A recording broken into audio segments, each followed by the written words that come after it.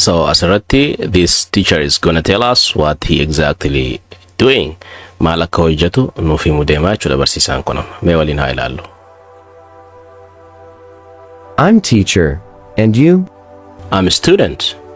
So haasawni kana ture. Maal hojjettee dhee gaafannaan I'm teacher jedhe. I'm teacher. Okay? Samboda and you naan jedhe. And you sun taane. And you. And you jedhee na gaafate jechuudha. Akka mallattoo gaafiin as jirtu beekamaadha. Dheeressuu qabna jechuudha. Ati yoo jechuudha mire. So ani barsiisaadha jedhee ati yoo jedhee hiikni isaa akkasii. Samboda maal deebiseef. I'm a student. I am a student jechuudha. I'm a student. Okay? I'm barataadha jedheen immoo. Okay? Samboda mee haasawni keenya garam deemame. Haa waliin ilaallu. That's great. Are you studying English? Yes, I wanted to speak English fluently. So hasawa keenya kana waliin irra deebinaa ilaallu. Okay? Maalaan jedhe. That's great. Ani barataadhaan jedheeni ture miti. That's great jedhe. That is great. Hajannu sani beekaaga. Akka Itoophiyaatti jechuudha. Maal jennee deebisna amma? Maal jedhee nu deebise? That's great.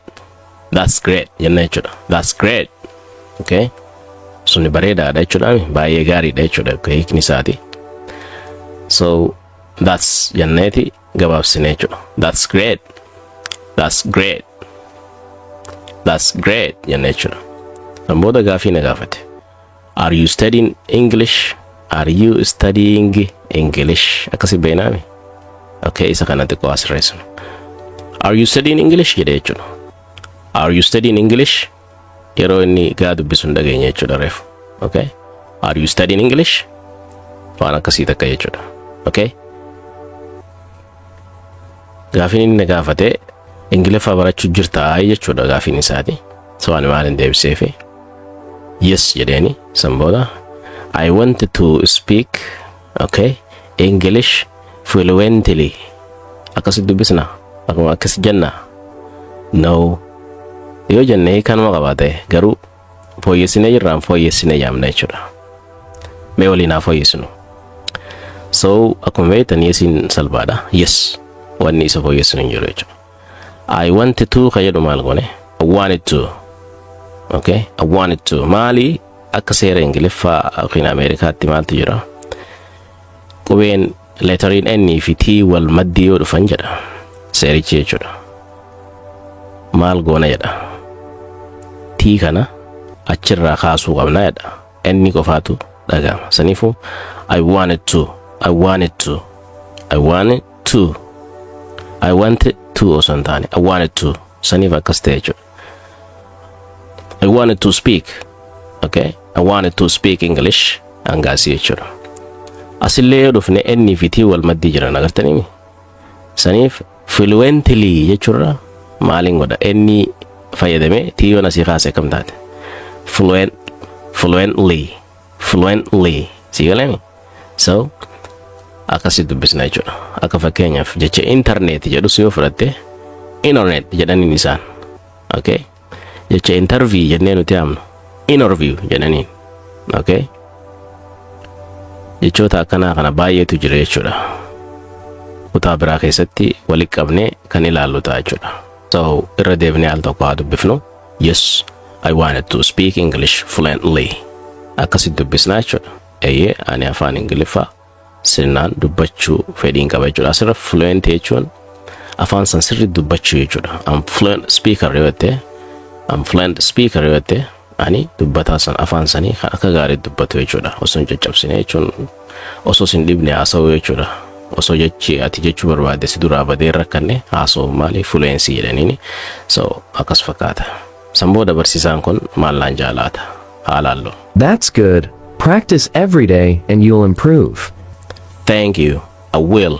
See you later. Okay, so ichi kana fakkaata jechuudha haasawni keenya. So maallaan jedhee that's good. Okay, afaan Ingiliffaa kana sirri dubbachuu barachuu barbaada jedhee yeroo itti haasa'u that's good naan jedha. That's good. Akkasi jedhame. That's good. Okay, hiikni isaa maali? Gaariidha jechuudha miti. Sun gaariidha ree jechuun waan gaariidha jechuu jiraan jajjabeessu jira jechuudha. Okay, sambooda maal la gorsee?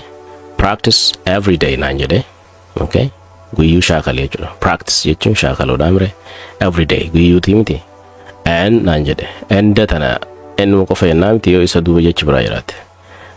Maal jedhee fakkeenyaaf irra deebinee haa jennu nuti samma akka keenyatti jechuudha.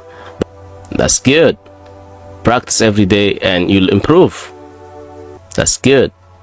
Practice every day and you'll improve. So gaariidha jedhee guyyaa guyyaan okay every day shaakalii naan jedhee na gorsee okay ni fooyyessitaa jechuudha. Okay wiliin akka jennutti will jechuun fuuldura agarsiistii mire you'll improve asirra you will improve osoo hin taane you'll improve you'll. That's good. Practice every day and you'll improve. Kana jechuun you will improve hin jennu you'll improve akkasitti irra bareedaa jechuudha yeroo dafnee jennu jechuudha saffisaan. Okay saniifuu that's good jedhee gaariidha guyyaa guyyaan shaakalii jechuun practice jechuun shaakaluudha. So practice every day guyyuu shaakalii and you'll improve. Akkasitti maal taata you'll improve ni fooyyessitaa jechuudha. Samboodaan maaliin jiru ni qabare namichi kun waan godhee jira. He advised me to okay practice and he gave me some tips. Okay akkaataan itti fooyyessu waan natti himeef galatoomfatuun qabaa mitire maaliin jedheeni thank you hin jennu ennemre thank you akkasi jenna thank you sagalee ol kaastee akkasi jettaan galatoomi jettaan jechuudha. I will asirratti I will into maali akkamitti asteese akkas godhiisi hin jee namichi waan takka godhii yoo namta akkasitti dubbate gabaabsitee niin godhe jechuu barbaadde I will jettaan jechuudha niin godha jechuudha hiikaansi yeroo sun. Yeroo biraa waan fuuldura agarsiistee nemi ammallee waan fuuldura agarsiisu jirti garumoo gabaabsinee waan san akka goonu namichaa himu jirta bakka silaa akkam joo qabda. Okay I will practice English every day bakka jettuun gabaabumatti himaa kana guutuu isaa kamiin deebiste I will jetteen I will anis waan godhisiin jaan takka yeroo ma hundaa'u namni ajaja wayii sikkannee waan takka yookiin immoo gorsa wayii sikkannee akkas godhi yoo siin jee jechuu fuulduraafillee waan inni jiru sun okay I will do that I will maali jechuu dhiiste okay I will jettaan jechuudha. I will nin godha jechuudha. Okay sambooda amma haasawni keenya gara xumuraa waan deebi'eef maaliin jedhaani see you later hin jennuuni see you later. So booda wal agarra jechuudha. Galatoomi jedheeni sambooda nan godhaan jedheeni I will jechuuni booda wal garraa jechuudha. See you later namta ka yeroo adda baatan okay booda wal garraa yeroo waliin jechuu barbaadan akkas jetteen jechuudha. See you later akkas ta'e jechuudha. Sambooda inni maal jeenaa deebisuu danda'a. See you. Have a good day. Maal jee irra deebinee jennu waan inni jedhe. Saniifuu asirratti see you later nuun jedhe nuti immoo see you jenneetuma see you jennee bira hunna jechuudha. Sambooda guyyaa gaarii sifaa ta'uu ka jedhu san waliin jenne nuun ja'a jechuudha. Nutis bakka kana taanee yeroo jennu nutis iddoo kana buunee namoota yeroo jennu akkana jenna jechuudha.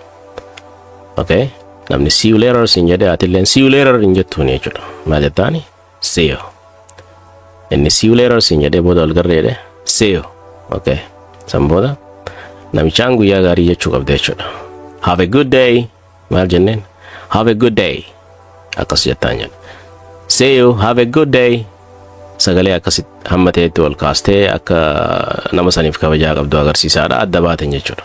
Okay see you have a good day akkasitti jenna jechuudha malee see you have a good day jettee sagalee qabdee akkasitti jette see you have a good day namichi kun maal ta'e siin jedha jechuudha. So yeroo sanitti fuulli keetilleen fuula ifaa ta'uu qaba jechuudha. Fuula dukkaneessitee see you have a good day hin jettuun jechuudha. Okay so akkana ta'a jechuudha eekni isaati. So barumsi keenya asirratti xumurama. Anilleen akkasumaan isiniin jedha jechuudha. See you have a good day. Okay guyyaa gaarii isiniif haa ta'u isiniin jedha. Barri halkan jirtaniif immoo good night nagaan turaadha. Hanga viidiyoo itti aanu waliin dhufnutti yeroo gaarii isiniif haa ta'u. Bye bye for now.